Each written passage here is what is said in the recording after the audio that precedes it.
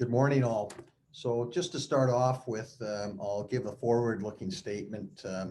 You know, Forward-looking statements are based on estimates and opinions of management um, at the date of the statements are made. So Providence Gold Mines does not undertake any obligation to update forward-looking statements except as required by applicable security laws. Investors should not place undue reliance on forward-looking statements as the results could differ materially.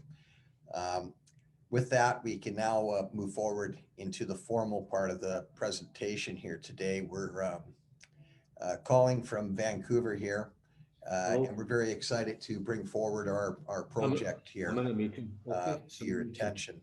So we're going to start with Hi. moving Hi. forward here to our next slide here. Basically, we're going to talk about three things this morning. We're going to talk about our stockpile and how we've advanced it and where we're heading with that. And then the historical information that we had when we first acquired the project and where we're at today as far as all of the technical data that we've comprehensively put together with regards to surveys, drill model development, and the hard rock potential, which is significant. We have a good opportunity to develop 1 to 3 million ounces on this property, we would believe, with the targets that we've identified. We're also going to ask that if anybody has any questions with regards to anything that is said or not said here today, please email us or you can call in later, and I'd be more than happy to answer any questions that anybody may have with regards to any questions that you may be thinking about during this presentation here today. Next. So we're going to start with the stockpile. This is an outline on surface of the existing stockpile as we know it today. There's still, as you'll see, there's some room for improvement size-wise. Right at this particular moment, we have a couple of tons of product has been sent to FL Smith in Utah. They're out of Norway, I believe, and they're a fairly significantly sized company with regards to metallurgical work, etc. So we're right now working with them. They're going to be completing a gravity separation and some other metallurgical work to basically tell us how to best recover the gold that's contained within the stockpile right now. We're expecting a report back by the end of the month. We're pretty excited with the stockpile because, when we first picked the property up, we had no idea that there was potential for recovery of material that was on surface on this project. So it was only because of an astute observation by one of our geologists that we brought in from University of British Columbia that we discovered that the stockpile exists in that it's not doesn't have a lot of, it doesn't appear to have much in the way of waste rock. It's just a milled product that's been sitting for over 100 years. So we'll be following up with that with a press release in the near future. So as you can see the outline right now, we do have potential to increase the size of the stockpile. It's still open in a couple of directions, and we're looking forward to getting back on the ground and sampling further from what we can see with regards to our survey control, etc. So we'll keep you posted on that front moving forward, because right now we've got about 25,000 to 30,000 yards on the property, and we're not sure where the rest of the material is yet, but we believe it's downslope, and there's some trees sitting in one direction. You'll see the yellow line there. There's lots of room for growth yet with regards to the size of the stockpile. The next slide that we're going to show you is the material that's actually contained within stockpile area itself. And you can see that in looking at it that it's fairly homogeneous. It has been, as I say, it has been milled. The results on surface, the surface trenching, that was 1.5 meters deep on surface, and it actually resulted in some pretty significant grades.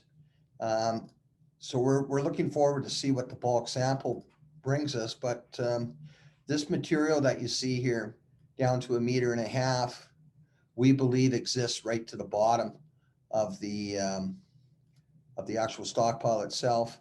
And there's been some confusion, which I'd like to talk about quickly here, as to what the purpose of the percussion drilling was all about. The percussion drilling was simply to identify whether or not, first of all, the depth of the pile, and secondly, whether or not there was any gold present. It wasn't to give us a grade average, because percussion drilling is not a good method in a pile like this for gold recovery. If you can imagine trying to pick a marble up at the bottom of with your vacuum cleaner, that's basically the same process that this system works with. It basically tries to blow the gold back to surface, and because it's much heavier than the rest of the material, it many times doesn't make it to surface. So the fact that we saw gold present in all the holes is very promising, in that probably represents similar grade to what we see on surface. Next slide.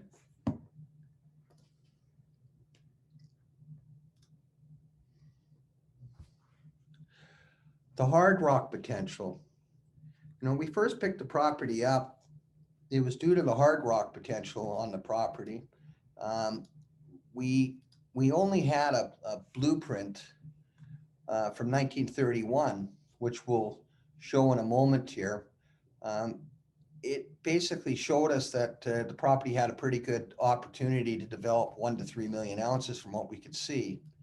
Of course, we did a lot of work since then. We did the underground survey control, we did airborne survey control, and then we did a small little program drilling along strike of the Fairplay or Providence vein to determine where we were spatially on the topography, because when we looked at the USGC survey map, it looked as though the map was out some 20 to 30 meters in some places. So the survey control that we've completed actually showed us that in fact that was true, and it gave us an opportunity with the soil geochem that we did on surface, and then combined with the aerial survey, and then combined with the underground survey, gave us a really good opportunity then to model all of the zones, which is what we're looking at here right now.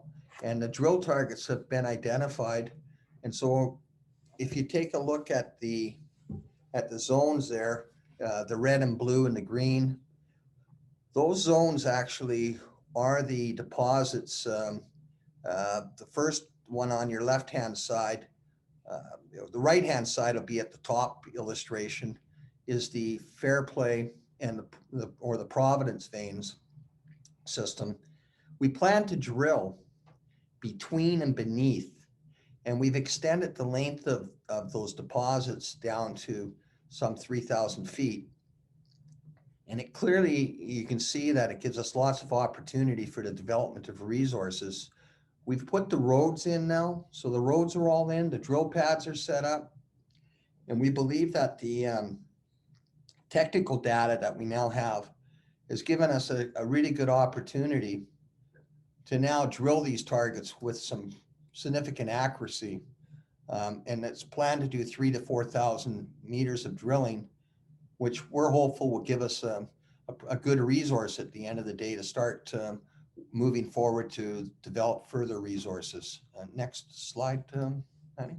So these are the targets currently right now, and it's just going to turn around so you can actually see how the drill holes will intersect the targets themselves. The ones on the left-hand side that are now swinging around are the Mexican and Consuela. And you'll see how the drill holes from surface will enter in and then drill those zones to depth. Now you can see the drill holes there that are planned. The two that look like they're an empty space aren't an empty space. They're actually entering into the two zones there on your left-hand side. It's just that to see it clearly, because it's a long strike, all the zones would be sitting behind one another. So this is a cross section to basically give you an opportunity to see what the drilling's actually going to accomplish for us.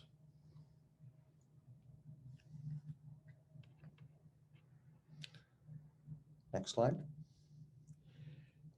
This is what we started with. And if you look on your right-hand side, you'll see the first stopes that were put in. These go down to the 11 and 1200 foot level, just below the North Fork of the Tuolumne River. These zones produce significant high grade. The first one up top near surface produced some 30,000 ounces at 15 ounces per ton. And there's been nothing milled or produced from the property here less than an ounce. So if you take a look at the left-hand side of the page, the furthest left, we'll start there and then we'll work to the right. That's the Mexican and Consuela.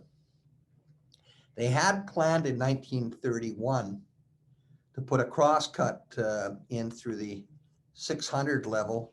And so if you look at these drifts, the horizontal lines, those were only proposed. They actually never were put in. And that's where, if you look at it, at the potential, and there's one other one here that we've discovered in between the Providence and the McCarthy, Mexican and Consuela. We'll go to the next slide, which shows the potential here.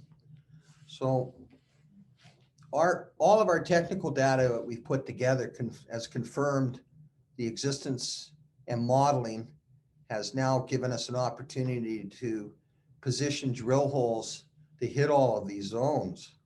The interesting one is the one that's in the middle here of the page, as a fairly decent soil geochem anomaly that's circular on surface.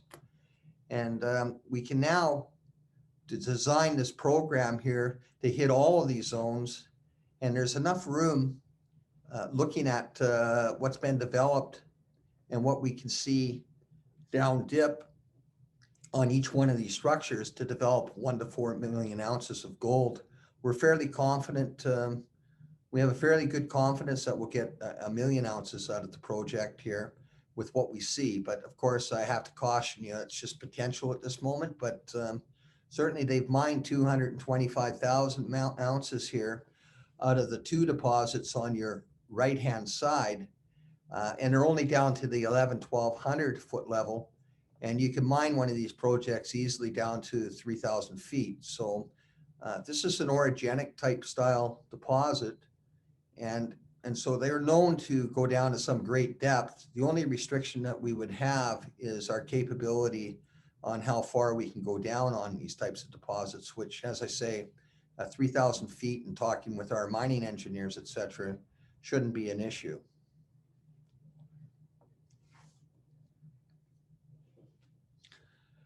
Our underground work that we've completed with the 3D terrestrial gave us a wealth of information with regards to the geology and the structural components that they were actually looking for during the mining process. This picture here is a still picture, but it's amazing that the 3D survey control, you're able to see the timber, all of the fractures, etc., from the beginning of the drift at the 600 level right to the backside of it. Next slide.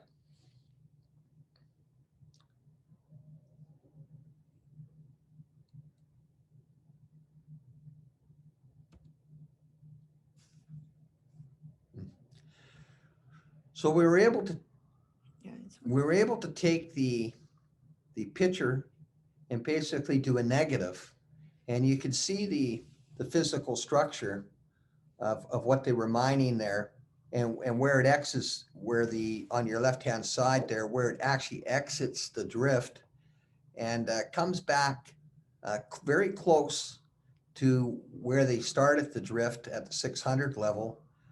That area is highly prospective for us, and about midway between where that adit is put in at the face of the hillside, straight up is the anomaly that we were looking at that has not been developed as of yet. So it's going to be quite easy to drill from the underground from the 600 level at a later date, but initially we were looking for the low hanging fruit near surface. So we could slash out some drill stations within the 600 level drift to drill to greater depth, and which would save the company a lot of money with regards to our drill hole distance from the 600 level down.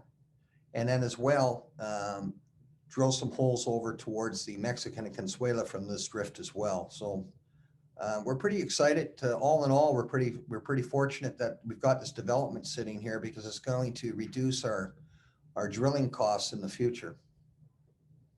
Next slide. Oh, 1 second, sorry.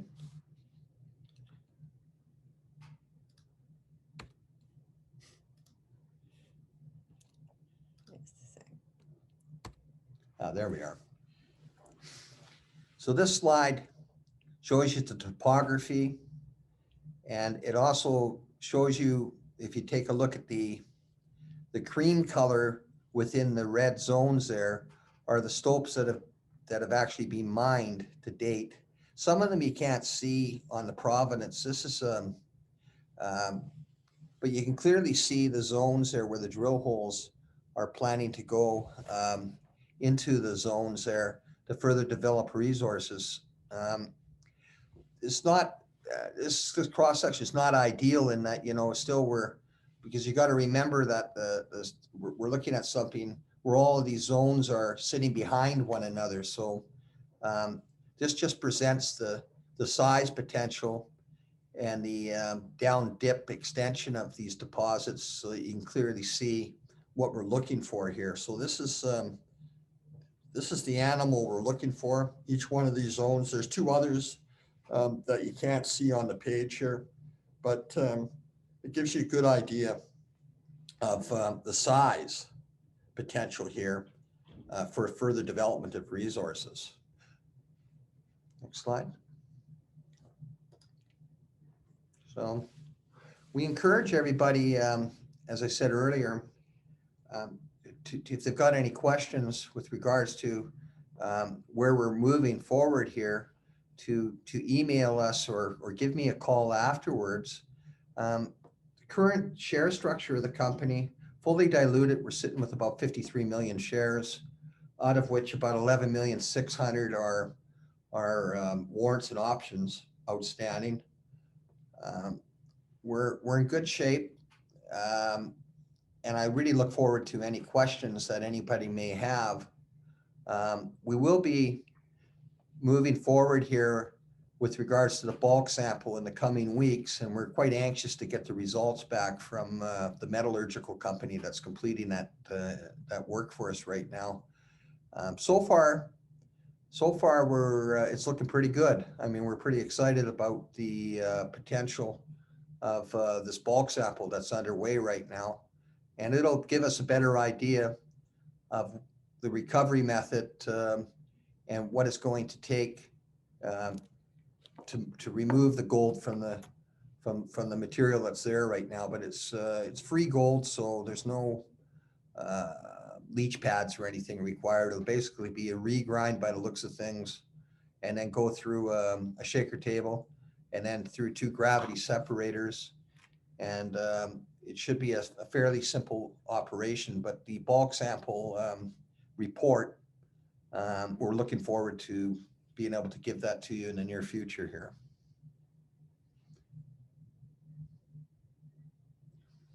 I'm not quite sure if Dave or Lee have anything to say. We're going to try to unmute them to see whether or not, because of course there are technical, Lee's the senior technical advisor from University of BC working with us, and Dave is our qualified person who's working with the project here. So just hang on a second. We're going to try to get them online. Yeah, I should be off mute here now, Ron. Hi, everybody. Dave Turner here, professional geoscientist based here in BC, and I have yet to be actually on site at the Providence project, but I'm pouring over all the historical data as well as some of the more recent information that's been produced by Providence, and really looking forward to figuring out the full extent of some of these vein systems and where they extend to, and what sort of resources might still be available in the ground proximal to the mineralized zones. So yeah, and then of course the stockpile information as well. That's going to give us a good handle on what's going to be easily accessible in the near term. So just echoing what Ron was saying there. Is Lee online too? Yeah, I'm trying. We're just going to see if Lee has anything to say next. I've missed anything. I hope not, but. Looks like there's a couple questions in the chat there, Ron. Yes. Just hang on a second, and we can maybe unmute everybody for a moment. See, we're going to try to unmute everybody, but if everybody could. Yeah, I did. Okay, everybody's unmuted now. So if we could take one question at a time, we'll certainly answer them. Are they unmuted? Yeah, they just need to accept it. Oh, you just have to accept the unmute. Yeah. Okay.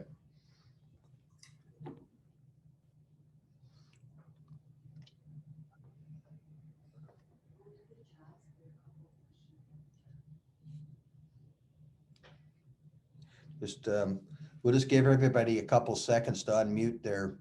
There we go. Okay. I got it.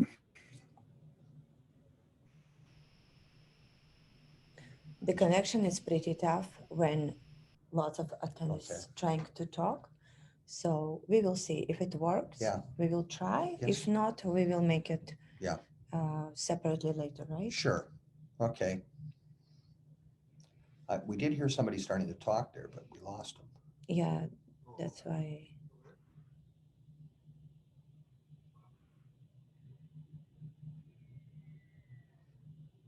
Ron Struthers here. Hi, Ron. How are you? Good. I was wondering, assuming the bulk sample comes back good, where would you process the stockpile material? Well, we've sourced the equipment to put a small mobile, mobile system right on site. We've looked at that about 6 or 7 months ago, and that was actually through Nelson of Tucson, which is now looking after that's a good question, Ron. Nelson's actually, they have an affiliation with FL Smith, and they're actually doing the gravity separation testing for us right now, but we could put a small mobile processing plant very similar to a placer operation right on site. There's adequate space to do that instead of trying to toll it elsewhere at great expense. We could run the material right on surface. So we would require to do that a couple of generators, a couple of small crushers, a shaker table, and a couple of gravity separators is what we're looking at. And then of course a small backhoe to move the material, because we would like to, after processing the material, put the rest of the material back where it is, because it is a good area for future work platform for any future development with regards to the hard rock. Okay, thanks. Hi, Ron. This is Al Alper. I was wondering about the permitting situation. Yeah, Al, it's, thanks for being here today. Yes, that's another very good question because we're fairly fortunate with the project. This sits on patented ground.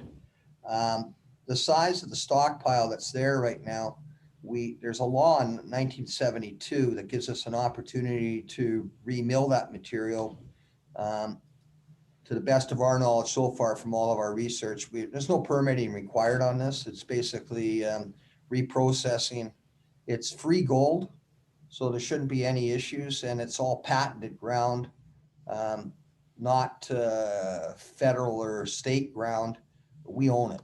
So the owner owns the property, and I'm not sure whether Richard is on the call here, but he's a well-heeled lawyer and the vendor of the property, and he knows mining law quite well in the state of California.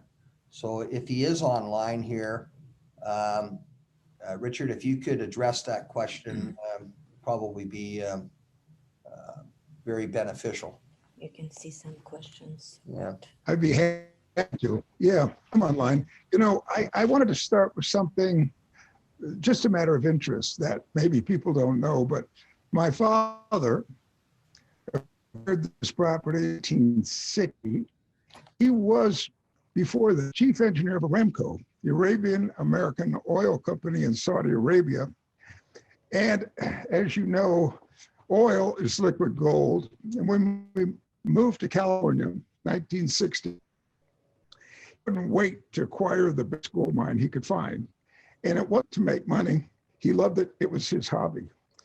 And he enjoyed going there all the time. And it's a beautiful prop, by the way. But he was totally convinced that this was a great mine and that there was a lot of gold there and a lot of potential. And he explored those shafts and on every level. Some I don't know if anybody else has done but myself.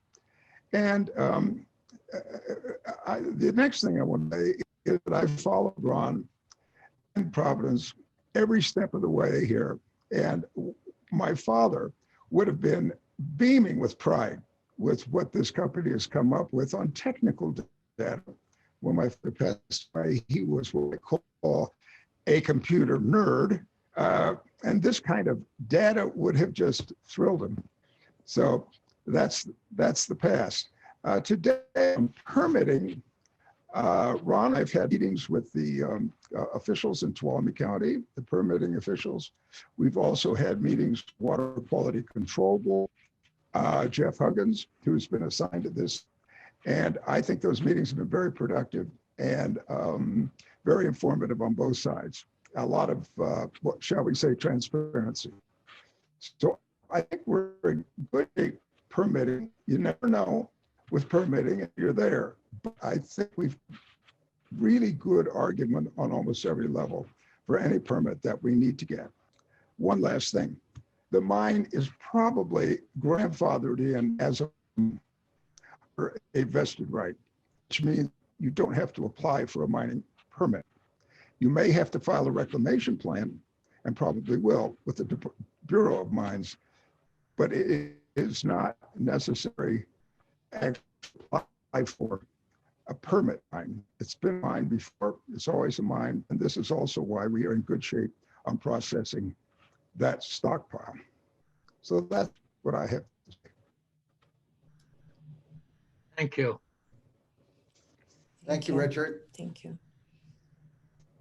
You have a couple of We've questions. got a couple welcome. of questions here that I'm just looking at, and I do appreciate them. You know, one of them is, how much cash do we still have? Currently, we got just a little less than 300,000 sitting in the till. So there's a couple of ways with regards to the bulk sample that we can move forward, and we'll be discussing that and putting some kind of news out on that in the near future. I've got another question here. Can you lease the milling equipment other than purchase it? Well, that gets back to the first question here, and the answer to that question is yes. So Yeah, we right. could lease to own. There's all sorts of alternatives that are available. I have had a couple of companies even approach me on a partnership basis, but I prefer to stay away from a partnership situation because so many times when you do a partnership situation, at the end of the day, they take more than they're entitled to. So that's something that we'll still explore, but more than likely we'll move forward with the stockpile itself on our own, either through lease or purchase. Purchase, I've always found that anything that is more than 4 months, you're better off to purchase than to lease. And then, of course, if we own it, we can always resell it at the end when we're finished. We are looking at other alternatives because there are other opportunities within the Mother Lode belt for processing that are available currently. And we're reviewing a couple of those right now currently. And we'll keep everybody posted as that develops as well. I'm just looking to see the next questions here. Just bear with me a second. Oh, when might drilling commence? We're actually giving that some consideration right now for 3 to 4, the amount of drilling that is necessary for us to give the best bang for the dollar, and that means investor shareholder return is about 3,000 to 4,000 meters.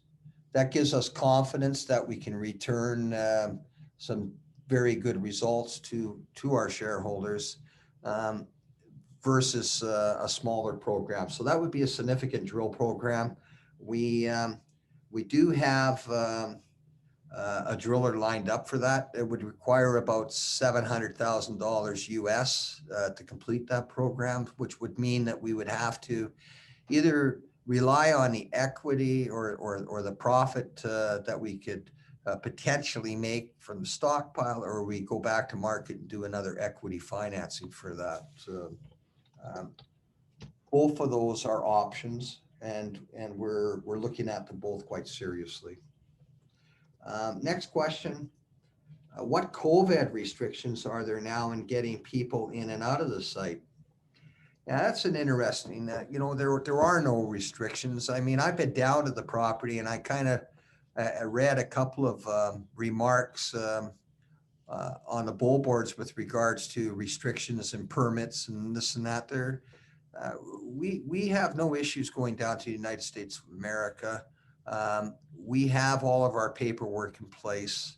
The only thing that happens is when we come back to Canada, we get stuck in a quarantine situation. And with these vaccines that are now being administered, we're hoping in the near future that quarantine, even when we return to Canada, will disappear. I'm not quite sure how they're going to, administer some kind of a card system or whatever to ensure that quarantine is no longer necessary. But certainly right now, heading back and forth to the United States of America is not an issue. The only issue you would have traveling back and forth is by road, because the restrictions on the road access are a lot more onerous than by airplane. More questions. More questions.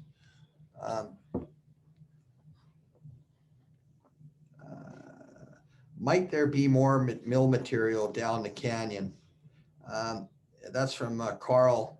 And Carl, you were on the property most recently, and certainly really appreciated your comments back. And yes, the answer to the question is that there's numerous other deposits on the property. The Bonita deposit up to 1916 historically produced some $700,000 worth of gold. That pile's still sitting there. We can clearly see the piles from the airborne survey controls that we've completed. We haven't sampled those zones yet, but certainly the opportunity for more resources or other stockpiles on the property exists. And we're fairly excited to get back on the ground to do further assaying to determine what's that? Hello? Next question. Next question. Down the canyon side where they sliced out gold, that's just a further comment from Carl. So yes, we're going to be examining stockpile grader here. Next question is from Andy. When you start processing the stockpile, who is going to manage it, and how do you deal with the security with respect to producing gold? We're very familiar with security systems. I work with a couple of groups that have had production. I've been involved with some production in Saskatchewan. And so how would we do that? There'll be a proper security system put into place for that. Any other questions? That's it for now. That's it. Were there any further questions with regards to the answers to those questions?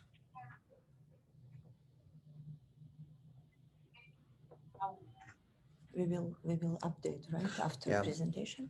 So after the presentation, if anybody should have any further questions, by all means, we'd be delighted to answer them for you. We're very excited with what the future holds for us. I really thank Richard for his discussion with regards to his father, who. One more question here. How soon after getting bulk results can you start processing? There's one other question here that just popped up here, and that is, how soon could we get going after the bulk results are given to us? To process. For processing Start purposes. processing. We can be, I would, just looking at logistics, we're probably looking at about a 3-month threshold for that.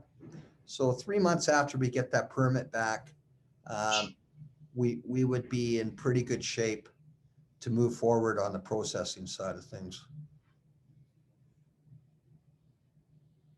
Yeah. Okay. That's it. Yeah. Okay. So I hadn't quite finished talking about Richard's father, but his dad was pretty much a legend in what he did for a living, and it's been a real pleasure working with Richard, who's a well-heeled lawyer in the state of California, and certainly we couldn't ask for a better project in a better market. I think that gold is going to be a bull market for some time moving forward here. Yeah, that's it. That's it. And we So finish. really appreciate everybody coming online here today. We're looking forward to keeping you abreast of how we're progressing. And I want to thank you all for taking your valuable time to listen to how we're building the company here moving forward. So thank you all very much. And we look forward to keeping you posted. Thanks so much for joining us today. Thank you, Ron. Let's do it again. Absolutely. It's this Zoom meetings, this is an experience. I'm used to speaking in front of people, not speaking to a computer, but certainly I think You did good. it's yeah, for a first trial run here, it's kind of a little strange talking to a computer, but I appreciate everybody being here today, and certainly we'll try to do this a little more often moving forward now. Ron, you did an excellent job informing us. Thanks.